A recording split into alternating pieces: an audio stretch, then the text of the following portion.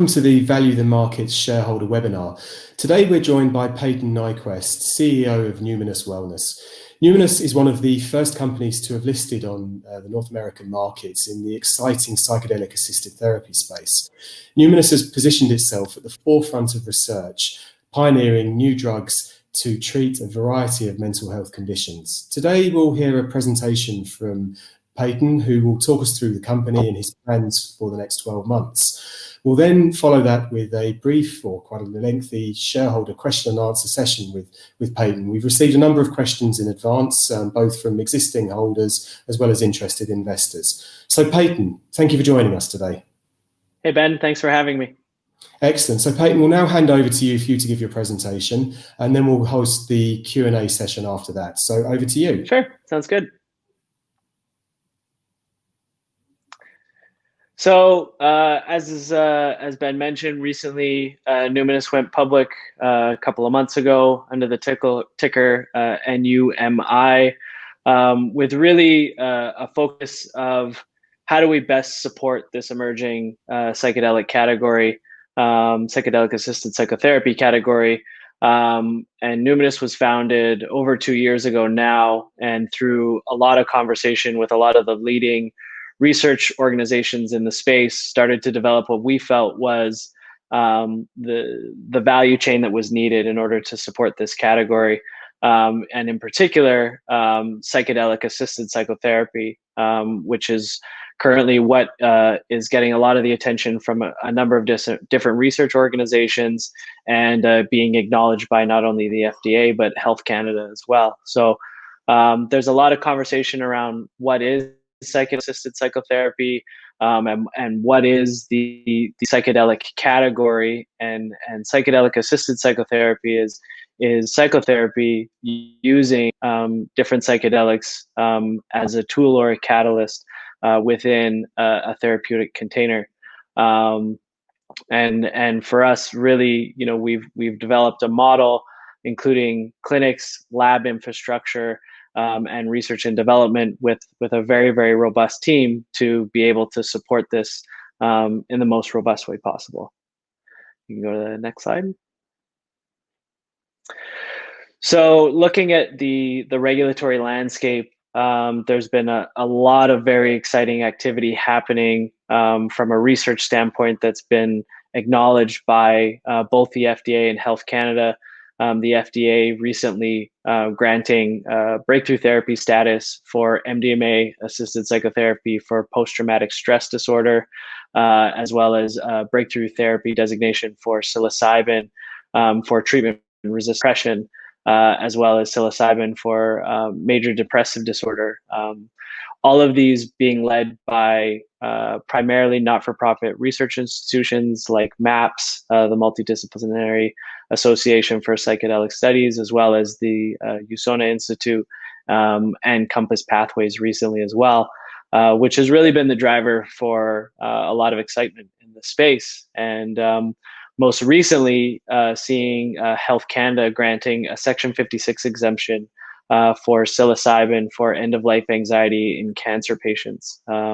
That was something that just this past month was announced, and is really, we believe, a signal to where regulation is at with psychedelics, and how supportive they are being with these therapies. And for us, we see this as a very, very exciting opportunity, or very, very exciting time in this space, as we believe we're really, you're going to see regulation change imminently.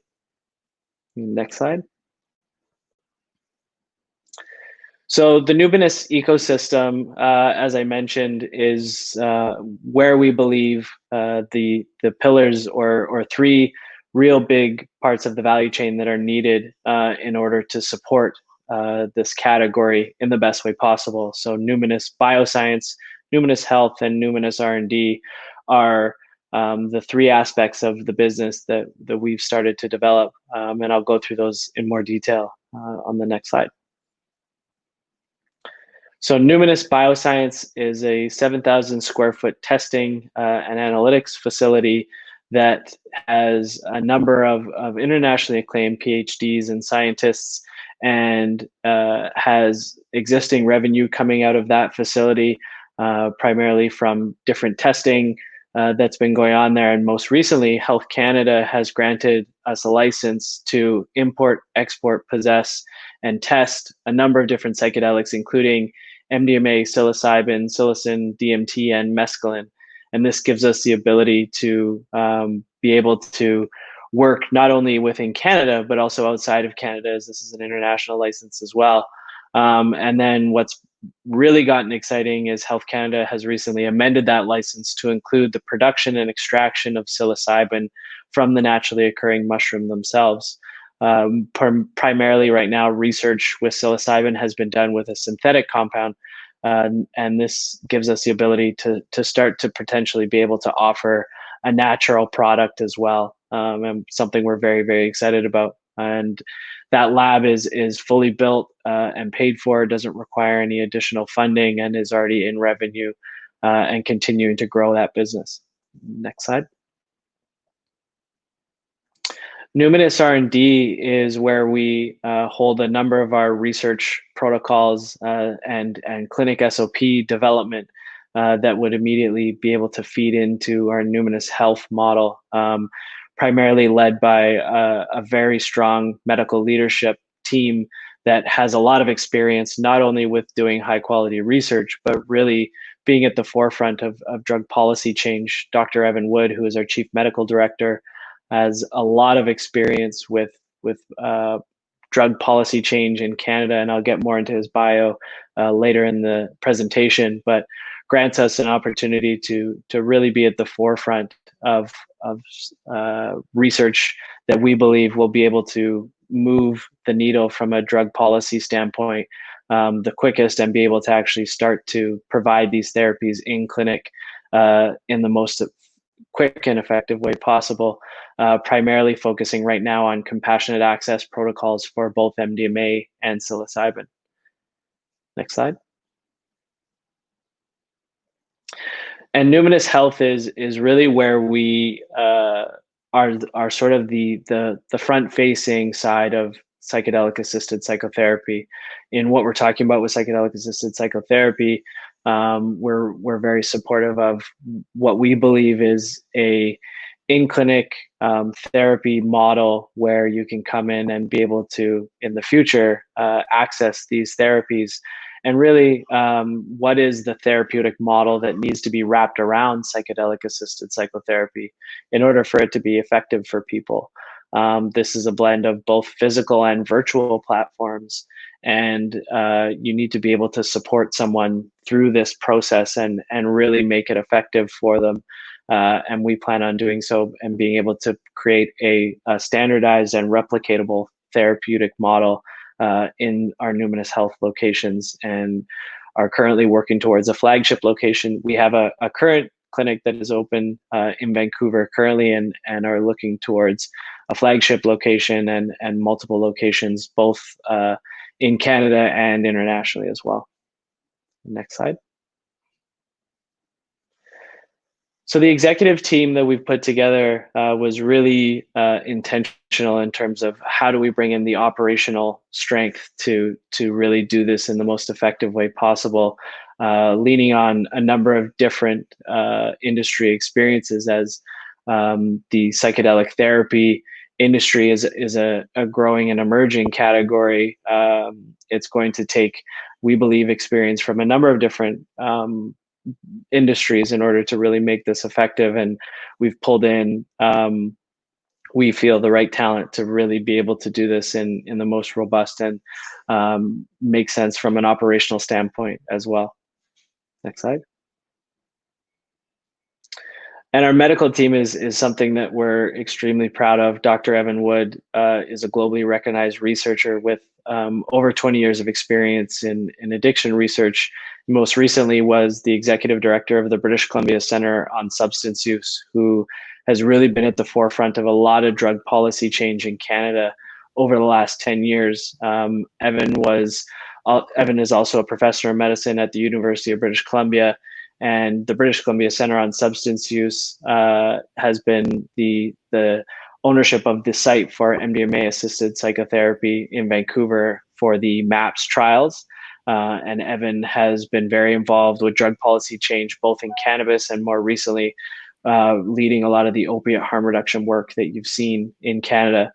Dr. Devin Christie is a MAPS-trained MDMA-assisted psychotherapy therapist, as well as is a teacher at the CIIS, California Institute of Integral Studies, as a part of the Psychedelic-Assisted Therapies and Research postgraduate program, as well as she's a trained physician and a registered therapeutic counselor as well. Next slide.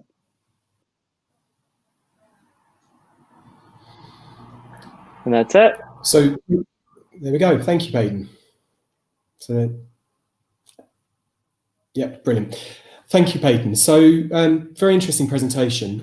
We've had a number of questions sent in from both shareholders and potential investors that we'll work our way through now. But just before we get into that, I've got a question myself I'd like to ask you. Now, I know obviously from previous discussions that we've had, you have a lot of personal experience and that this company is very much a personal mission for you. Could you tell us a bit about your background and what brought you into this sector, and in particular, what attracted you to the use of psychedelic-assisted therapies to help treat mental health conditions? Sure. I've been a long time mental health advocate my whole life. I'd struggled with severe chronic health issues that were tied to mental health, and had spent about 15 years really, really dedicated to trying to rectify these health issues that I was having. And no matter what I was doing to try and rectify those issues, I'd done just about every therapy. I've done every single test that you could do. I found myself in a position where I was getting more and more sick, and ended up turning to psychedelic-assisted therapy myself in order to really, as a last-ditch effort, to try and save my own life, and did so, and came out of that experience really just in the beginning trying to figure out how I could best give back to something that had saved my life, and realized quite quickly through a lot of those conversations with a lot of the leading research organizations that there was just more than simple philanthropy that I could do to support this space, and started to around what would be needed to be able to move this from research into practice, and help try and close that gap. Also supporting research as we're sort of in this period of there's more research that needs to get done, but it is very close to, we believe, to moving into an actual practice. And so that's really the ethos behind Numinus was, I'm a patient first and a supporter second. Excellent. If we could go to the regulation slide, I'll ask you a bit about the formation of the company. Now, when you first set Numinus up a couple of years ago, the regulatory environment was much tougher than it is today. Now, as viewers can see here, the FDA gave one of the first breakthrough therapy designations back in 2017. At that stage, what was it that convinced you that this was a business opportunity rather than being something sort of at the cutting edge of scientific research? Yeah, that's a good question. Thing with psychedelics is there's been research that's continued to go on since the 60s, and you've seen a ton of anecdotal for psychedelics. MDMA itself, MDMA was originally actually developed as a psychotherapy tool. There was about 500,000 therapy sessions that went on with MDMA before it ended up becoming a scheduled substance. So there's a ton of research and a ton of anecdotal evidence around psychedelics and their treatment of mental health. And unfortunately, through the war on drugs in the 60s and 70s, was almost a little bit of a baby thrown out with the bathwater in terms of sort of stifling the movement and support of psychedelics and the scheduling that went on with them. So really for us, what we were seeing at that point was you were seeing a growing body of research and a real growing support of psychedelics. And obviously, not to draw parallels between psychedelics and cannabis, as they're very, very different things. But what cannabis did do was really open up people's minds to what was possible in terms of drug policy change. Yeah, I mean, I've got to admit, when I first came across the psychedelic sector earlier this year, I had a bit of an instinctive reaction against it, because sort of it immediately conjured up images of sort of hippies in fields getting high on acid. But obviously, the more I looked into it and sort of understood like the weight of the scientific evidence behind these therapies, the more I saw the long-term opportunity. So how much stigma do you think is attached to the sector at this point?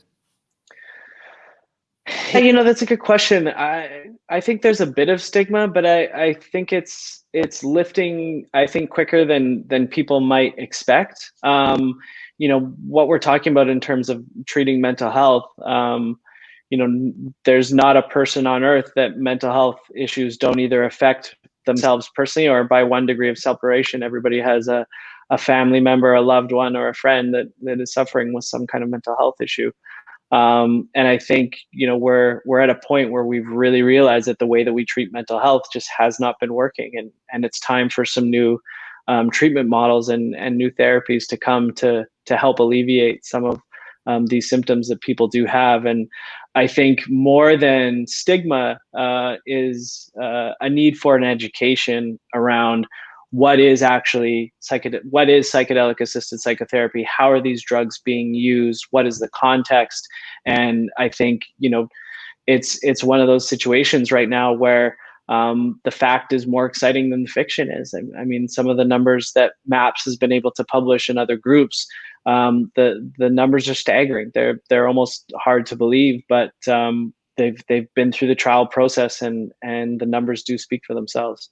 Yeah, absolutely. So let's talk a little bit about those numbers. So, I've seen some figures quoted from studies where you're looking at an efficacy or an effectiveness rate of, above 80% in terms of long-term effectiveness of these treatments. Now, obviously, at this stage of development in the market, the trials are still fairly limited.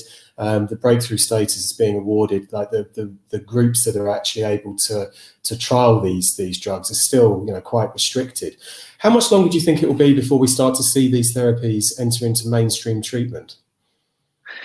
Yeah, that's always the big question is when. And I think, again, seeing MDMA getting expanded access in the US, which expanded access is there's now about 7 or 8 sites in the US that are able to actually start offering psychedelic-assisted therapy with MDMA for post-traumatic stress disorder before they've even finished going through the FDA process. So, we see that as a huge signal that the FDA has put out, actually allowing people to start practicing with MDMA before it's even finished going through the trial process. And then obviously most recently with Health Canada granting the Section 56 license for psilocybin for end-of-life anxiety.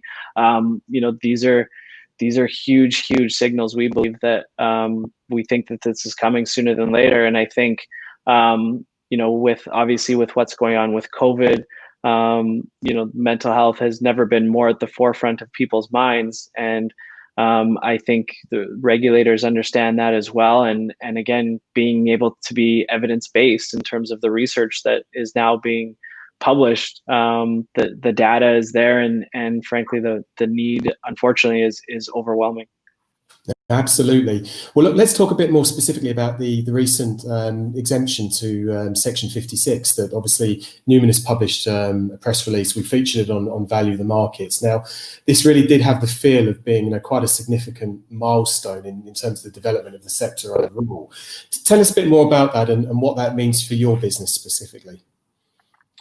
Yeah, I think more than anything, it shows Health Canada's support and really not, where there's an interesting and exciting opportunity in Canada in that we don't have, the FDA process that the United States does. It could potentially mean Canada's been a little bit behind the US in terms of research and development and advancing this category, but it could potentially leapfrog the US and be able to start offering these treatments in a much quicker timeline than others were expecting. And we do have, through the Section 56 program, as well as compassionate access and then special access as well, there are programs in place to be able to take advantage of and start offering this in a more broader context, and that's really where our focus has been. And so far, even for us on Health Canada's support on our lab, and some of the amendments that they've made to our lab license, we haven't had any real pushback from them in terms of what it is that we've been looking to address. It's more just keeping good relationships up and jumping through the necessary hoops in order to get to where we're trying to get to. So we'll talk a bit more about your team in a moment and how that gives Numinus a competitive edge. But one of the things that I've found researching your company and others in the sector is that this very much is an industry that is laden with really quite dull sounding acronyms and titles attributed to sort of processes and what have you. But one of the things that I've come to understand about Numinus is that the compassionate access protocols that you're developing, that really seems to be at the heart of your offering. Tell us a bit more about compassionate access protocols, what those actually mean, and what it is that you are developing. Mm-hmm.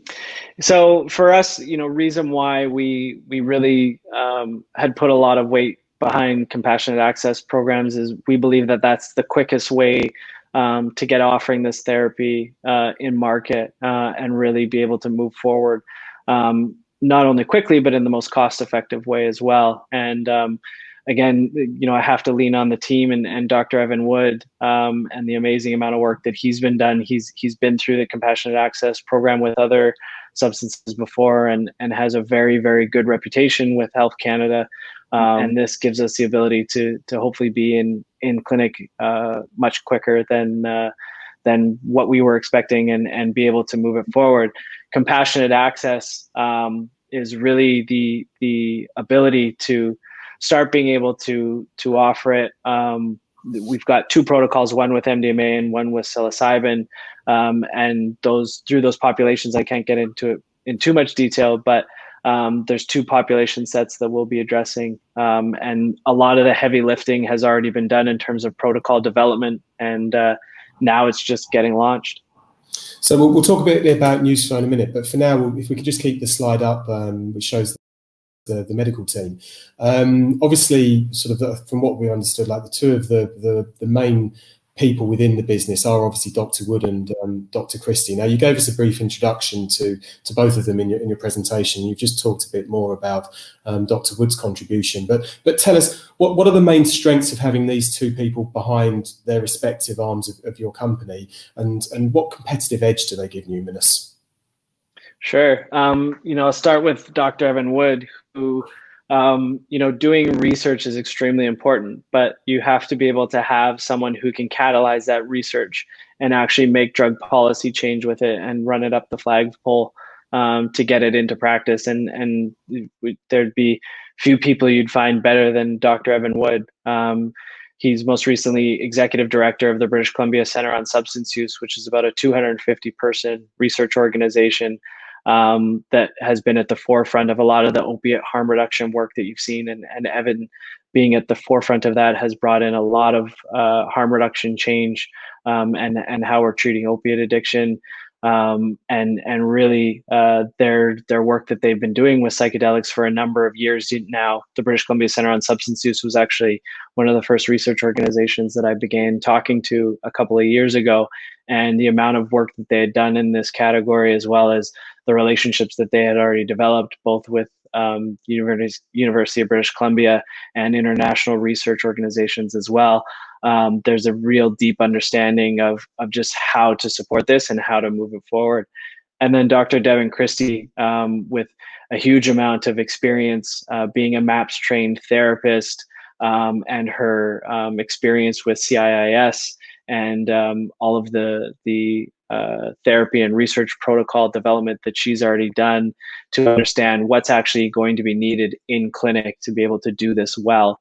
It's one thing to be able to, be one of the first to market to be able to offer it, but to us, what's more important is to make sure that we're doing it well. And we believe that our success will be dictated by patient outcomes. So to be able to really put together a robust offering supportive of patient outcomes is extremely important. So you've just talked about some of the or the robust operations that you've put together and the importance of bringing together the right team. Tell us a bit more about barriers to entry in this marketplace, and how is Numinus building a defensive position for itself?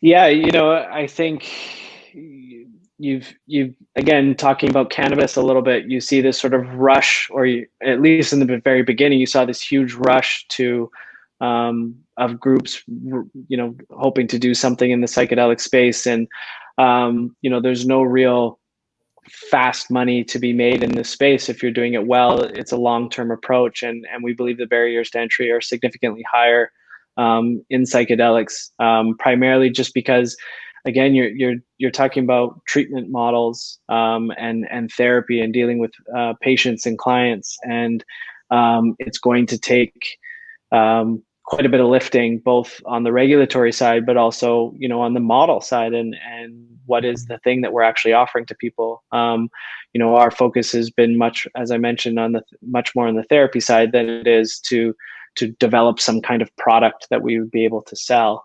This is really about walking people through these therapies and trying to give them the best chance at success. So we obviously, we understand that there are significant barriers to entry. It's not that easy for competitors to come into the space. But you've touched on something there that I'm really interested to understand a bit more about. There was a lot of hype around psychedelic stocks when they first came to market. There was quite a lot of interest from investors at the beginning. Despite COVID, we saw some stocks rise quite a lot. But the last couple of months have been quite difficult for the sector as a whole. And it looks like we're starting to see some signs of life again, and share prices seem to be sort of reaching a level where they're finding a footing. What do you see over the next 6 months for the sector as a whole? Do you see some recovery, or do you see some more of the heavy lifting that's required while the regulatory changes come through? I think you see both. I think you see as you said, I think the last couple of months have been hard. I think, frankly, there's been probably an over consolidation, and I think you see a renewed interest in the space come into the fall. And I think, it's going to be a mix of regulatory change. It's very exciting to see MAPS recently finalize the funding for their phase 3 trials. So they've brought in the necessary funding needed to be able to get them through phase 3. So that's extremely exciting. You've seen some more very interesting groups come into the space to support the category. And I think, again, going back to what Health Canada has just granted with Section 56, I think you're going to continue to see that momentum grow and build around the regulatory side of things as well. So we think it's a bit of a perfect storm in terms of regulatory change, as well as, there's companies like ours and others who have now spent enough time in the space to really be able to offer something of value to people, and something that is in a very robust way as well. So I guess really what we should talk a bit about then, is the moat that you're building around the business. So obviously we've looked at the licenses that you've been granted, obviously the quality of the researchers that you have behind you. But another interesting aspect about Numinus that really struck me early when I was researching your company is the facilities that you have available. So if we could just take a quick look at slide 6. Now, obviously, what we're looking at here is Numinus Bioscience. Now, you obviously acquired this bought and paid for facility as part of the RTO back in May. Tell us a bit more about the infrastructure that you've put in place that's going to support your research efforts. Yeah, we've really been intentional about making sure that there is ongoing revenue that is coming into the company. The question comes up all the time, how do you make money in the psychedelic space? And, in this sort of gap between research and practice, being able to bring in revenue before you're in a really big or more robust forward-facing model with psychedelic-assisted psychotherapy. Numinus Bioscience is something that's in revenue right now, doing cannabis testing as well as working on method development for other drug testing as well. And now with continued interest in the psychedelic space and a continued need for testing of these drugs as well, gives us the ability to start bringing in revenue and continue to grow on existing revenue through Numinus Bioscience. And that gives us the ability to have runway and sustainability as we move into a more regulatory supported and clinic offering. So Numinus Bioscience, that effectively gives the business a foundation to grow upon. As you say, it gives you runway, it gives you cash flow to help support your other operations. With respect to Numinus Health and Numinus R&D, which of those two divisions do you see the most upside in? Which offers the most blue sky that investors should be looking for? You know, they're both sort of hand in glove. What we develop in Numinus R&D is going to directly be able to feed into Numinus Health, and to be able to develop both at simultaneously means that we can start to do or continue to develop what we're developing on the clinic side with Numinus Health, while also running R&D at the same time, so that they are informing one another. So when some of the research that we do does get approved, it's immediately able to feed into Numinus Health and be offered to people. And there's no lag between setup or what's needed or troubleshooting or anything like that. So they really do work in parallel with one another. And Numinus Health, you know, we have a clinic that's up and running right now, and our focus is to be able to continue to broaden out those clinic services. And then when more psychedelic-assisted therapy becomes available for people, it's something that we can immediately plug into that infrastructure and be able to get running with it. So you've obviously recently announced a fundraise for the company that gives you more runway into next year, following the money that you raised, obviously, at the time of the RTO. At what point do you think that this model of Numinus R&D and Numinus Health, at what point do you think that sales pipeline will start to deliver returns for the company? Yeah, so you know, again, what we hope is, and you always have to be a little bit careful because you're at the mercy of regulation change, but with Numinus Health, to be able to just have clinics that are operating right now, there's some work that you're seeing being done, obviously, with ketamine, but we believe, you know, our bigger interest is primarily around MDMA and psilocybin. And if Health Canada continues to go the way it's going, as well as the FDA, we plan on being able to expand on both sides of the border and internationally. So you could see something potentially sooner than later from a for-profit MDMA or for-profit psychedelic offering, we believe, and that's really what we are working towards.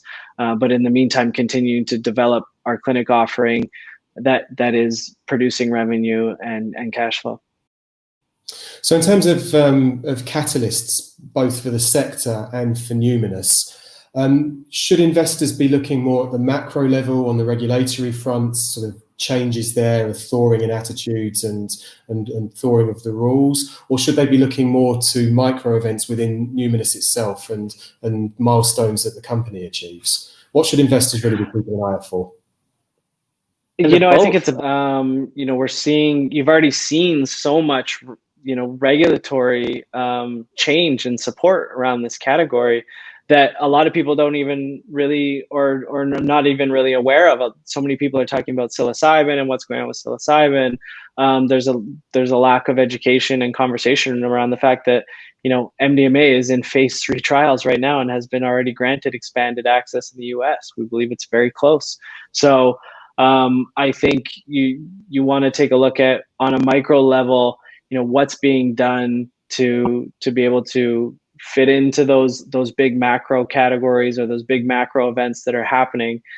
So again, I think it's keeping an eye on both, but I think you're seeing a very, very exciting time where both are advancing at the same time. So you've just used another one of those phrases that's quite common in the industry, expanded access. Now, this obviously applies to development programs in the United States. Tell us a bit more about expanded access and its significance for both the sector and what developments there might mean for Numinus. Sure. So as you mentioned, expanded access is a program in the United States which gives groups the ability to start offering a treatment before it's finished going through the FDA phase 3 trials. And one of the things that MAPS ended up going through was due to COVID and where they were in their phase 3 trials, they had to shut the trials down, but they had done enough work in phase 3 to be able to publish the results that they had already come up with. And what that gave them the ability to do is get some results out quicker than they probably would have. And through those results, be able to get granted expanded access and start actually building a pipeline for treating people with MDMA-assisted therapy for post-traumatic stress disorder. So is that granting of expanded access, is that more of a one-off as a result of these pretty exceptional pandemic conditions that we're living in? Or might we see more acceleration of research into this because of the weight of scientific evidence behind the effectiveness of these treatments? Yeah, and absolutely. I think it's the results that were published and the work that they have done to get through the trial process. And they believe that they're very, very close. And now with this funding that they've secured as well, it's really just a question of continuing to jump through the final hoops and complete the phase 3 trial. Okay, well, let's talk a little bit now about Numinus itself and your plans for the next 12 months in particular. Now, we've obviously talked a bit about the share price. We'll talk a bit more about that in a minute and potential catalysts for growth. But paint us a picture of what the next 12 months is going to look like for Numinus, and in particular, what are the key milestones that investors should look for in the company? Sure. So, on the Numinus R&D side, as we mentioned, the compassionate access protocols and getting those off of the ground are really, really big catalysts, we believe, and something we're extremely excited about, the ability to actually start getting this off of the ground and going through those compassionate access protocols. The other big catalyst, obviously, closing the financing. We've recently submitted our preliminary prospectus and are hoping to get that financing closed off quite quickly. And then on the other side with Numinus Biosciences, there's been a lot of work done with that recent amendment to the Psilocybin license to be able to start doing production and extraction of psilocybin. There's some things we're quite excited about that we've been working on that side as well. So really, we've been able to look advancing both from the actual drug side and then the actual therapy side itself. And we're really, really looking forward to the fall. There's a number of exciting catalysts that we have. Yeah. Okay. So in other words, I mean, shareholders and investors can look forward to a period of news flow, particularly after you've closed the financing. But let's just jump forward 3 or 5 years. What would success look like for Numinus? Once we've sort of got through this initial regulatory hurdles and these therapies have entered the mainstream, what does Numinus look like in 3 or 5 years' time? Yeah, our big focus is being one of the well-known companies in the space actually providing the therapy, being in market and out and providing the actual treatment and therapy for people. That's Numinus's focus is we want to be the market provider for these therapies, not only psychedelic therapy, but this category as a whole. As I mentioned, it's really not as easy as just offering someone a psychedelic treatment and sending them on their way. There's a real container that needs to get wrapped around psychedelic therapy in order for it to be effective for people. And at Numinus, we want to be recognized as a leader in the space, and that's really our focus over the next 3 years, is developing that infrastructure and developing that brand in the space. So you mentioned a little earlier on, and I'd like to ask you a few questions in a moment about the clinical model that you'll be rolling out. But before I do that, let's talk a little bit about international expansion. Now, we've obviously talked about regulatory developments in North America, so in US and in Canada. But what international opportunities are there for you? Are we seeing a similar change in regulatory attitudes in any Asian countries, in Europe, in Australasia? How's the international market look like? I think one of the things that's been really exciting about this category is you've seen research and you've seen support for this category. In Europe, MAPS has a site in Israel for their MDMA protocol. So you're really seeing almost a global shift in the thinking around this. There's been a lot of work done in Australia as well. And so we see some really exciting opportunities in Europe, as well as broader than that.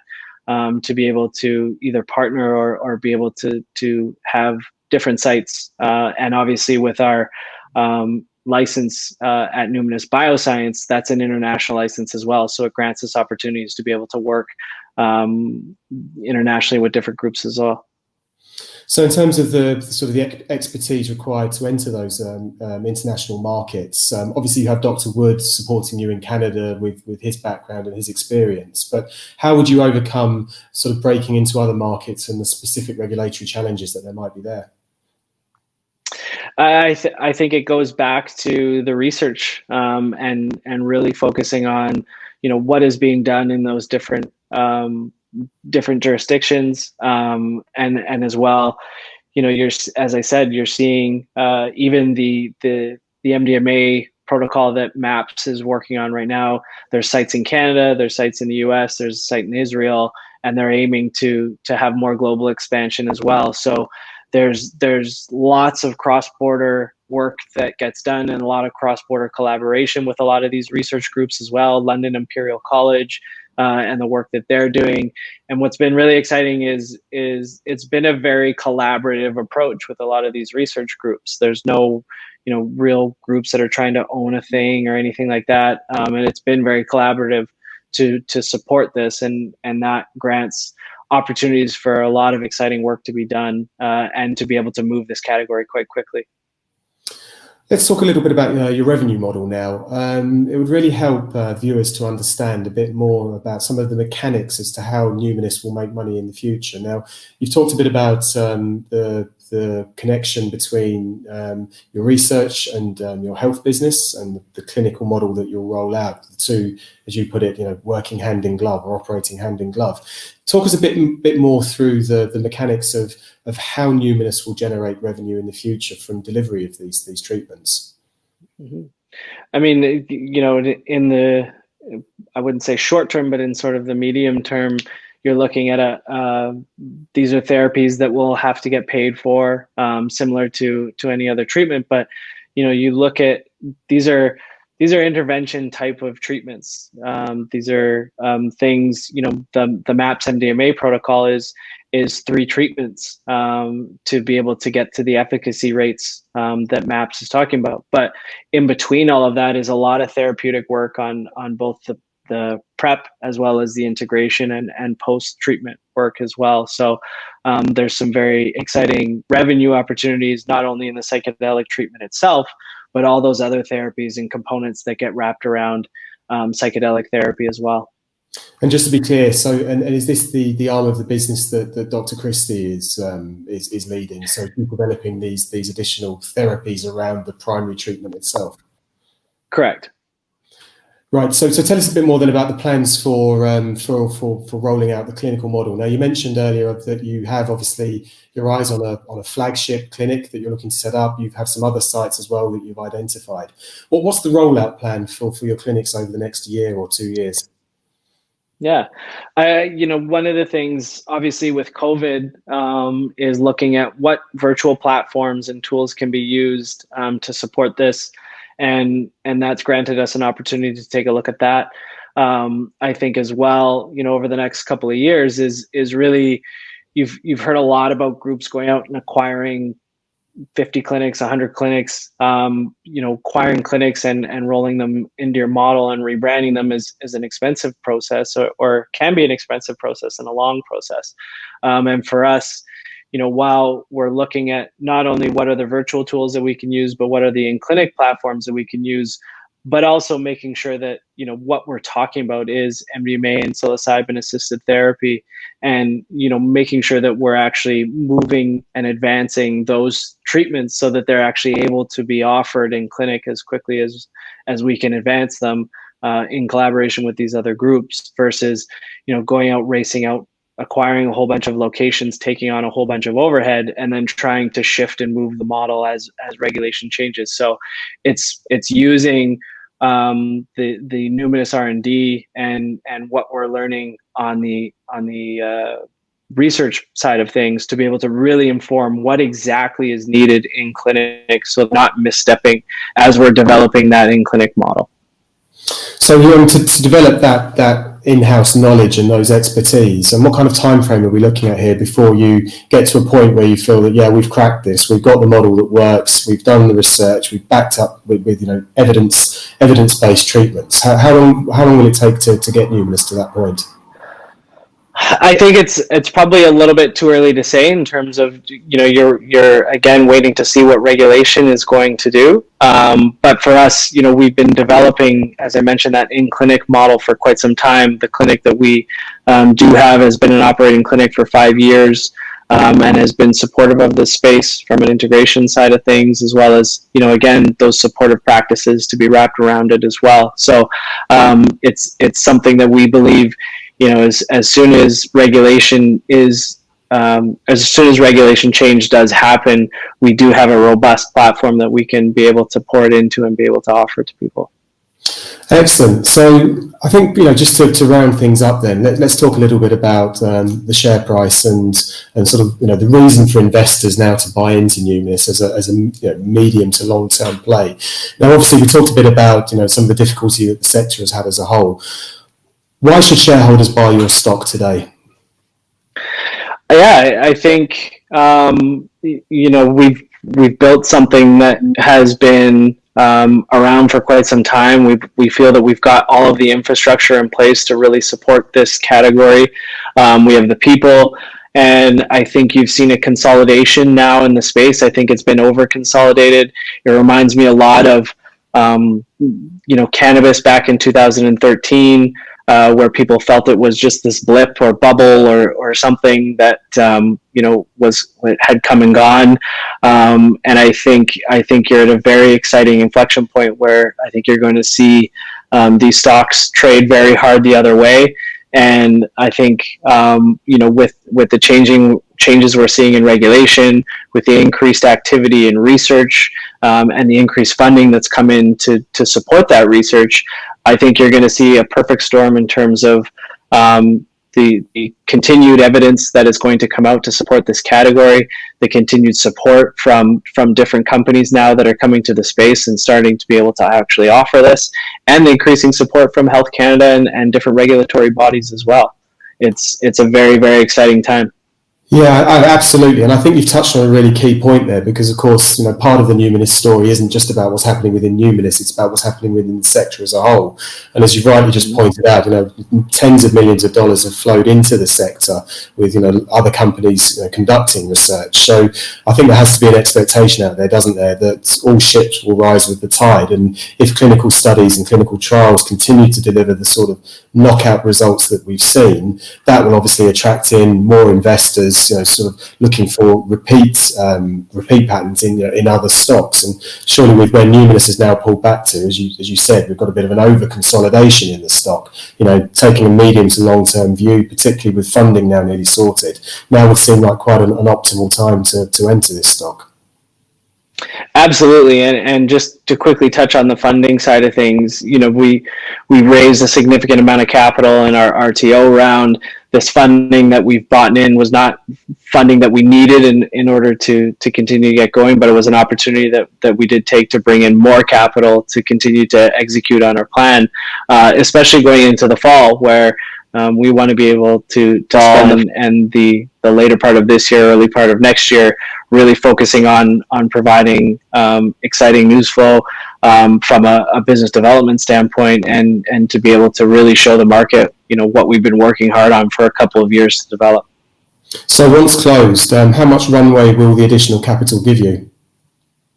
This capital gives us runway for quite some time, and especially with the increase in revenue that we've continued to see in the lab, we wouldn't have to go back to the market for quite some time. So from a shareholder's point of view, the lack of additional dilution, again, that sort of strengthens the case for the buy and hold approach for this, taking a view that the sector is, as you put it earlier, at an inflection point. Absolutely. Excellent. Well, look, Payton, thank you very much for joining us today. I was going to have a couple of questions. Really appreciate your detailed answers that you've given us. We'll now pull up your contact details. So for any shareholders wishing to follow the Numinus story, you can obviously sign up to the company's press releases at the company's website, and there's obviously the social media link as well. So that just leaves me to say thank you very much for joining us today, and we look forward to having you again soon. Sounds great. Thanks very much for having us. Cheers, Payton. Take care.